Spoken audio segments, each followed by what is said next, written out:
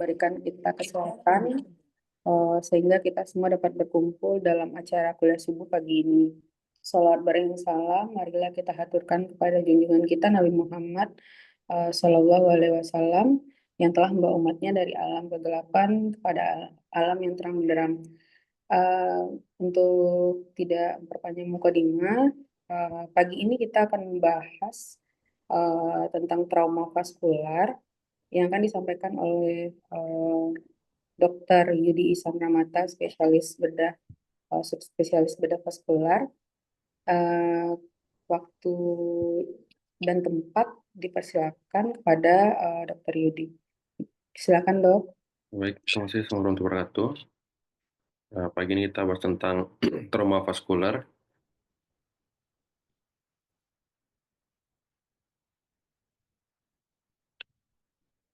Jadi yang namanya trauma vaskular itu kan ada terbagi dua, itu ada cedera di arteri maupun di cedera di vena, di mana biasa cedera vaskular ini dia tidak berdiri sendiri, dia akan biasa akan selalu diikuti dengan cedera muskuloskeletal yang beragam juga tingkat keberatan trauma muskuloskeletalnya. Jadi tapi pada pagi ini kita fokus ke trauma arteri di perifer karena itu merupakan trauma vaskular paling sering. Jadi untuk cedera vaskular sendiri itu ada terbagi dari 3, ada cedera tumpul, ada yang cedera penetrating bisa karena objek yang berupa peluru atau ada pecahan-pecahan dari letusan atau juga tusukan seperti ada pisau dan lain ataupun kombinasi dari keduanya. Jadi untuk cedera vaskular sendiri itu ada beberapa tipe cederanya, itu bisa berupa laserasi, parsial transeksi ataupun komplit transeksi. Nah, ini biasa keluhannya itu adalah pendarahan aktif dan juga expanding hematom. Namun ada juga cedera-cedera vaskular lainnya yang dia tidak berdarah tapi menyebabkan iskemik di bagian distal. Itu bisa berupa spasme, trombosis intralumen, menjadi true aneurysm, ada pseudo aneurysm, sama bisa terbentuk spontaneous arteriovenous fistula dan juga intimal flap. Nah, di intimal flap ini juga merupakan salah satu cedera yang kadang terlewatkan ketika kita mendiagnosa. Jadi, tetap atas nama trauma, kita selalu memulai dari primary survey. Kita stabilkan dulu ABCDE-nya. Nah, jika ada tampak perdarahan aktif, ya kita kontrol dulu dengan cara membalut tekan. Dan juga jika ada fraktur ataupun dislokasi, kita reduksi dulu. Setelah itu kita nilai ulang apakah masih ada tanda-tanda cedera vaskular atau tidak. Untuk mendiagnosisnya ada pemeriksaan fisik, lalu juga ada penunjang berupa USG maupun imaging lainnya. Jadi untuk pemeriksaan fisik itu ada hard sign dan soft sign, di mana jika kita temukan hard sign itu adalah suatu pertanda kita harus melakukan eksplorasi vaskular emergency. Jika ada cuma ditemukan soft sign, masih ada tempat untuk melakukan evaluasi berkala. Ini tanda-tanda hard sign dan soft sign, mungkin nanti bisa dibaca lagi. Nah, sedangkan untuk mendiagnosis yang paling pertama bisa kita lakukan untuk penunjang itu USG, karena ini tidak invasif, tidak nyeri, dan juga bisa kita lakukan di mana saja. Cuman kekurangan memang ini sangat tergantung dengan operator. Lalu juga bisa kita lakukan CT angio, cuman CT angio ini untuk tentu kita kan dalam kondisi pasien yang stabil dengan fungsi urin protein yang normal dan juga ini akan membutuhkan waktu. Namun dia memiliki spesifitas dan sensitivitas yang tinggi. Nah, ini algoritma untuk penata laksanaan trauma vaskular. Jadi jika memang ada tanda-tanda dari hard sign atau soft sign tadi,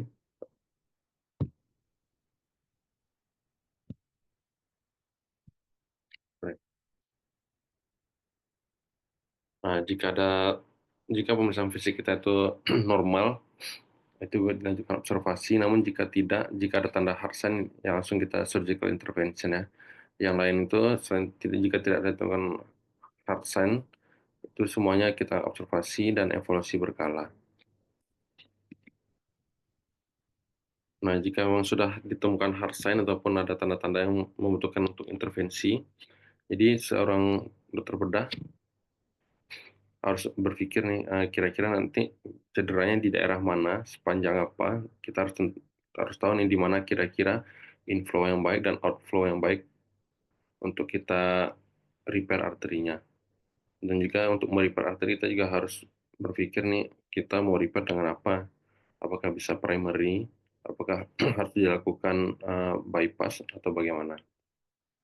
Juga yang kondisi terbaiknya itu kita harus settingan terbaiknya itu kita harus bisa melakukan angiografi di intraoperatif. Dan juga jangan ragu-ragu untuk minta bantuan sesama dokter bedah maupun sesama uh, bedah vaskuler. Nah, ini prinsip-prinsip dalam merepair arteri. Yang pertama itu kita harus uh, memastikan exposure kita baik untuk segmen proksima dan distalnya. Biasanya ini kita membutuhkan insisi tambahan di luar luka yang memang sudah ada pada pasien. Harus bisa kita pastikan proksima dan distal stam arterinya harus terkontrol dengan baik, dan kita harus memastikan inflow dan outflow bagus. Jadi kalau sebelum kita sambung, kita udah dapat stam arterinya, namun dia nggak ada perdarahan, itu percuma kita sambung. Jadi kita harus memastikan inflow dan outflow-nya bagus. Kita pastikan begitu kita buka klemnya atau kontrol kita, flow darahnya bagus muncratnya, dan outflow tuh back bleedingnya masih bagus. Lalu sebelum kita klem arteri, kita harus berikan dulu heparin 5-10 menit sebelum kita melakukan clamping. Lalu kita gunakan jahitan yang atraumatik dan full thickness. Nah, setelah di repair kita pastikan kita jahitan tidak tension dan bisa ditutup dengan jaringan yang sehat. Jadi sebelum diligasi di repair juga kita harus pastikan tidak ada udara maupun kotoran-kotoran yang ada di dalam lumen pembuluh darah. Nah, jika traumanya konkomitan dengan vena, jadi jika pasien stabil dan waktu masih cukup, sebisa mungkin kita perbaiki juga vena. Namun jika kondisi pasien tidak stabil, kita utamakan life saving dibandingkan limb saving, kita bisa buying time dengan menggunakan ini, temporary shunt nih. Bisa menggunakan NGT kurang besar, kita ligasi di stem proximal dan stem distal. Ini biasa bisa bertahan kurang lebih 1-2 hari. Nah, untuk repair trauma vaskular ini juga selalu dalam perdebatan tuh kapan akan dilakukan fasiotomi.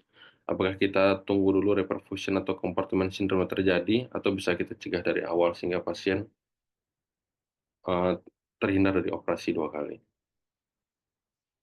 Nah, ini beberapa teknik dari repair arteri. Jika cuma simpel laserasi atau partial transeksi, bisa kita lakukan jahitan primer, di mana dia nanti selalu ke proximal dan distal yang dijahit. Tapi jika jenis cederanya yang longitudinal seperti ini tidak dianjurkan untuk menjahit mediolateral, jadi kita menggunakan patching vena. Jika end-to-end anastomosis ada banyak tekniknya, cuman yang bisa dianjurkan ya seperti kiri ini ada jahitan dari 2 jahitan jam 12 dan jam 6, ataupun yang gambar tipe B di sebelah itu dinamakan Carroll teknik, menggunakan jahitan 3 sisi terlebih dahulu sehingga bisa mencegah through and through dalam penjahitan.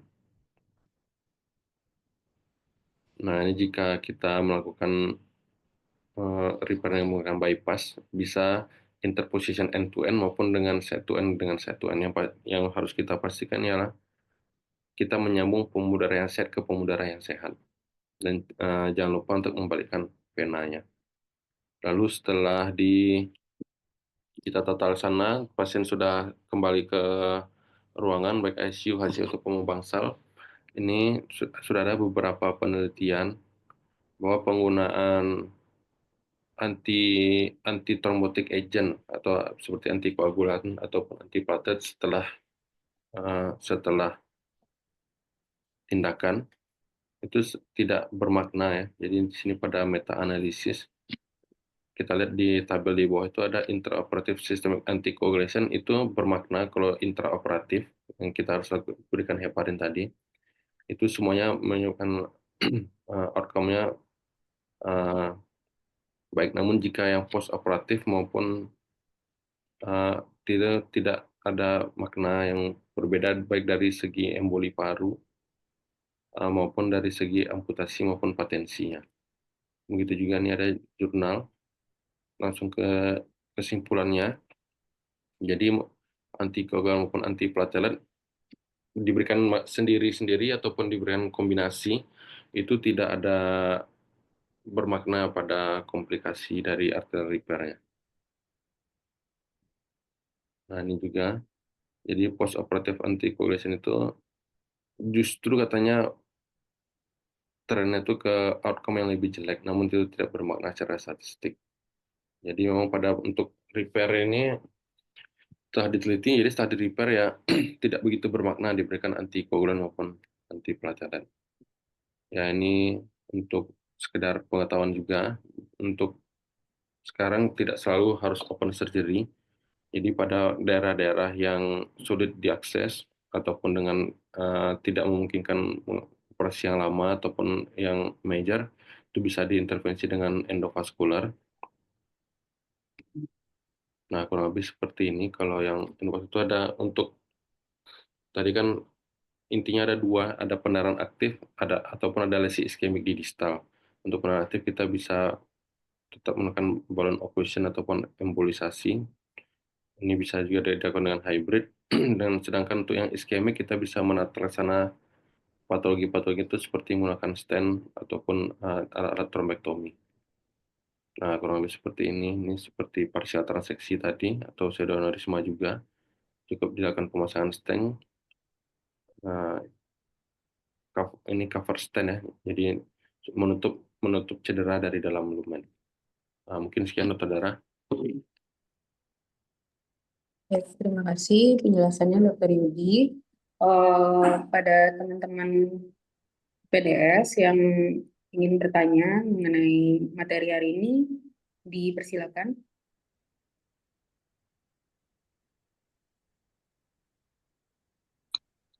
Izin izin bertanya, Dok. Nah, ya tahu. Silakan, Dok. Terima kasih, Dok, atas presentasinya. Izin bertanya, Dok, untuk pada trauma kan seperti yang kasus yang waktu itu sempat dikerjakan, Dok, di tim dinas, ada munculnya trombosis pasca trauma, Dok, di bagian dari distalnya. Tadi kan untuk dalam setting yang ideal kan sebenarnya kita kerjakannya kan dalam OK yang ada angiografi supaya kita bisa menilai distalnya. Cuman kalau misalnya ada keterbatasan fasilitas bahkan Doppler pun nggak ada, itu gimana ya Dok ya pertimbangannya? Karena kan tadi untuk pemberian antiplatelet atau hemolytic agent kan katanya tidak bermakna, bahkan bisa memberikan outcome yang jelek. Apa ini settingnya maksudnya adalah kalau settingnya di rumah sakit dengan fasilitas yang terbatas, Dok. Terima kasih, Dok. Baik, langsung jawab Dara ya. Jadi itu trombosisnya terjadi waktu rawatan atau post-op langsung diketahui, Dokter Tommy? Post op, Dok. Pas di intra misalnya, Dok. Trauma di sini kita memperkirakan ini kira-kira ada trombosis di distalnya atau ini sedangkan kita nggak ada modal untuk pemeriksaannya, itu gimana, Dok, pertimbangannya, Dok? Iya, itu apa namanya? Kalau memang terjadi itu ya, memang terjadi trombosis di distal yang kita sambung. Nah, itu makanya kita ini nih. Nah, ini yang nomor 3 itu. Ini yang paling sering hal vital yang kadang nggak kita sadari. Jadi kita harus menyambung pembuluh darah sehat ke pembuluh darah yang paling sehat juga. Nah, jika tadi Dokter Tommy menemukan di tim dinasnya, udah disambung trombosis distalnya, nah itu pasti ada masalah di distalnya. Apakah itu karena multiple trauma atau memang karena pasiennya shock juga bisa ya. Jadi karena kita ada cedera endotel karena ketika sambungan kita itu bisa menyebabkan trombosis juga. Nah, memang kalau kayak ini mau nggak mau kita reintervensi lagi. Nah, namun jika tadi yang terbatas ya, emang yang paling bagus itu kita angiografi setelah kita repair. Namun jika memang tidak memungkinkan, kita bisa beli handheld Doppler tuh, Dr. Tommy.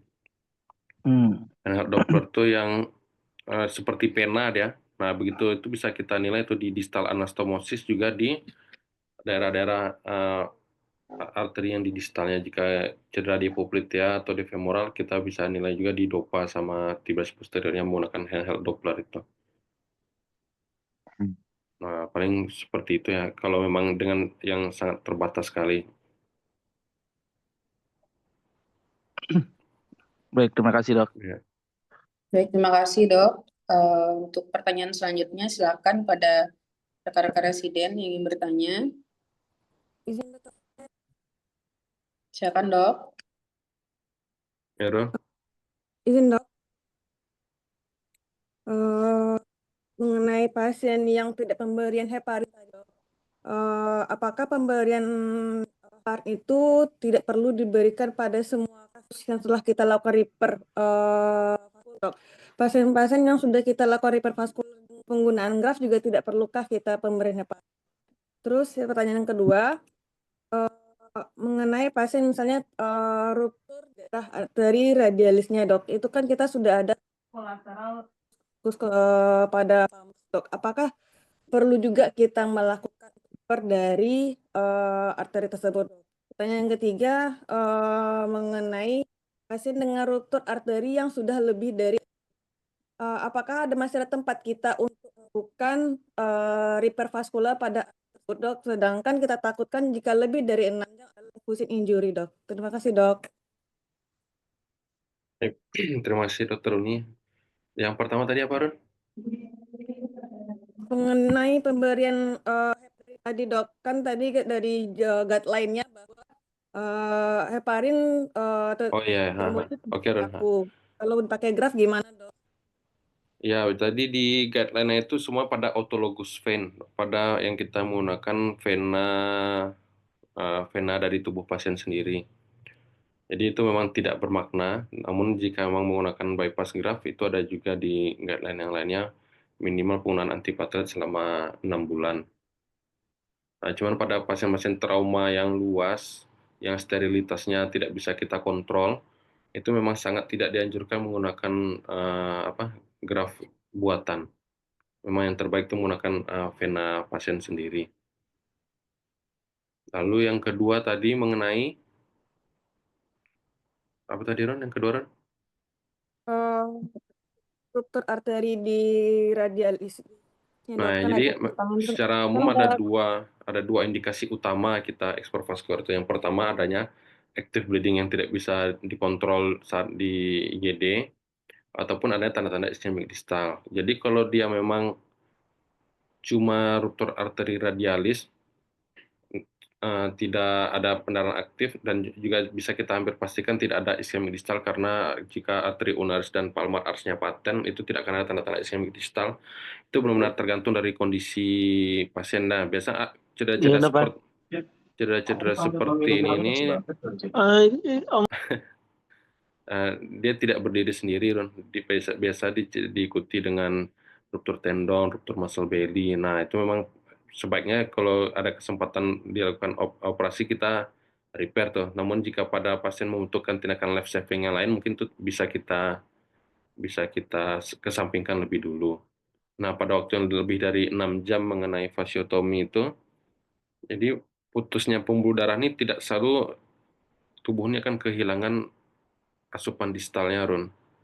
Karena kita ini dia seperti jaring-jaring yang tersambung satu sama lainnya. Jadi walaupun jalan utamanya terputus, selama jalan kolateral-kolateralnya itu masih baik, itu tidak akan ischemic distal ya. Misalnya seperti ini, kayak arteri brachialis itu kalau kita buka baik-baik, kita ligasi aja tanpa mencederai struktur sekitarnya, itu tangan nggak akan ischemic. Kadang waktu yang ruptur pseudoaneurysma semino pun jika tidak memungkinkan kita repair, itu kita ligasi aja arteri brachialisnya. Nah, itu akan masih aman distalnya. Nah, yang membuat dia ischemic itu gimana kalau kerusakannya tuh hebat dengan kolateral-kolateral yang mengantarkan ke distal pun misalnya rusak karena dia crash injury atau ada apa terimpit lama gitu kan. Nah, ischemic time seperti itu yang memang hanya punya waktu 6 jam. Cuman kan kita nggak bisa menilai ini, nggak bisa menilai apakah ada kolateral atau tidak tanpa pemeriksaan lebih lanjut. Jadi memang itu benar-benar beda pasien, beda keputusan. Jadi kita nilai sendiri nih. Ada ruptur yang popliteal total gitu kan, karena dislokasi genu, namun di run off-nya masih ada, sehingga kakinya ischemic time-nya tidak bisa lebih lama gitu. Nah, jadi itu benar-benar penilaian preoperatif dan juga tergantung tempat kerja kita. Kalau tempat kerja kita bisa mensupport OKADA 24 jam, naiknya cepat, itu mungkin bisa kita evaluasi nanti, oh ternyata kompartemen sindrom, langsung kita naikkan fasciotomi. Tapi nanti kalau di tempat daerah kita, anestesinya cuma ada 2 kali seminggu atau gitu kan, nanti kalau mau fasciotomi lagi nggak bisa. Mungkin bisa kita, ini kita prediksi akan terjadi kompartemen sindrom karena kakinya sudah iskemik, kelihatan sekali sangat iskemik sebelum operasi, ya bisa kita langsung melakukan fasciotomi intraop daripada nanti berulang-ulang tindakannya. Mungkin sekian.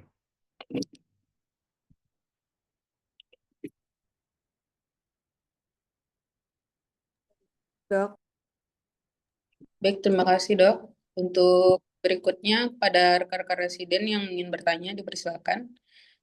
Yang Pada terakhir adalah abang mau ke bandara. baik dokter. Izin, Dok. Izin, Dok. Silakan. Izin, Dok. Agung izin bertanya, Dok. Kalau untuk cedera pada arteri yang lebih perifer gitu, Dok, itu untuk penanganannya itu seperti apa, Dok ya? Yang mungkin selain amputasi gitu, Dok. Terima kasih, Dok. Lebih prefernya kayak gimana nih, Gung? Di Eh, digitalis? Iya, misalnya di digitalis gitu, Dok. Ya, Apakah intinya masih kita harus mengevaluasi semua trauma itu, Gung. Apakah dia trauma tajam, trauma tumpul, dan viabilitas jaringan. Ingat tadi trauma vaskular ini jarang trauma yang berdiri sendiri karena memang lokasi anatominya itu selalu berada di antara otot, nervus, vena, dan yang dekat tulang. Jika mau ada cedera daerah sana tuh udah hampir pasti struktur sekitar juga cedera tuh, Gung.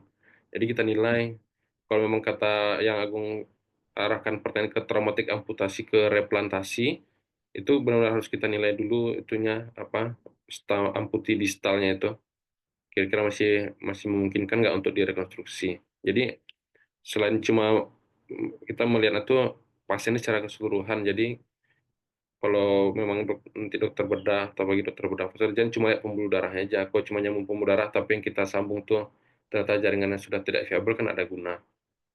Nah gitu. Tapi yang cedera pembuluh darah arteri yang sangat perifer itu sangat jarang yang berujung ke amputasi, kecuali memang dia memang sudah traumatik amputasi. Itu gimana maksud Agung yang lebih perifer nih, Bang? izin, Dok?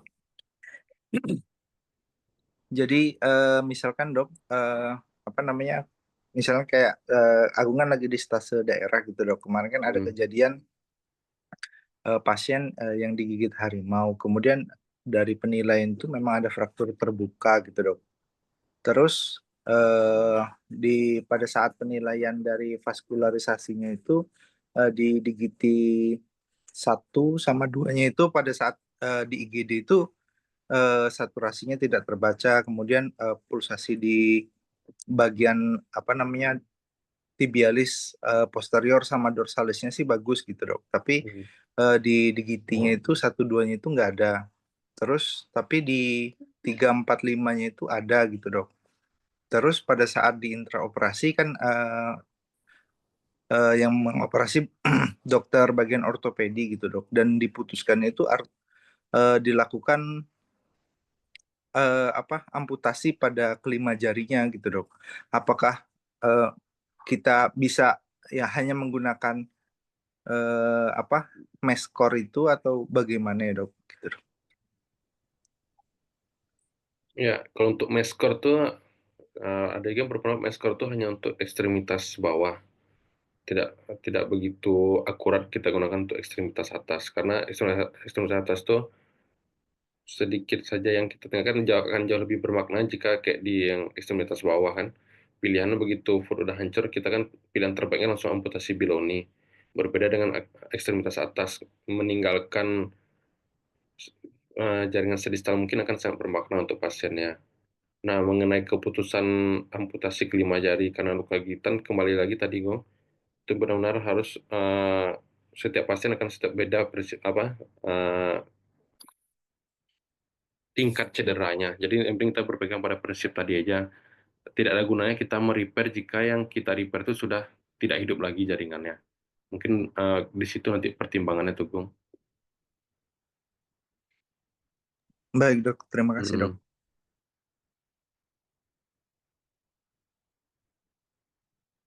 Dokter Dara, mungkin sekian tuh Dokter Dara. Baik, terima kasih atas atensinya pada rekan-rekan PPD semua. Terima kasih juga kepada Dr. Yudi yang telah memberikan materinya tentang trauma vaskular pada hari ini. Mungkin ada tambahan dari Bapak Dr. Rizky selaku KPS. Silakan dok.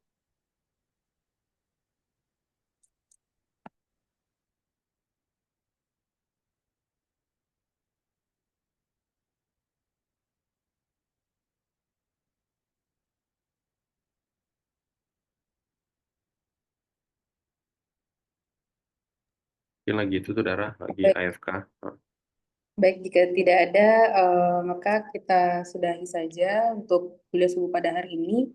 Mudah-mudahan apa yang kita dapatkan berguna untuk kehidupan residensi maupun kehidupan setelah menjalani spesialis nantinya. Terima kasih banyak pada pemateri kita Dr. Yudi Sanamata, spesialis bedah vaskular, dan pada teman-teman PPDS semua. Salah dan kurang saya mohon maaf. Bila taufik wal hidayah. Assalamualaikum warahmatullahi wabarakatuh.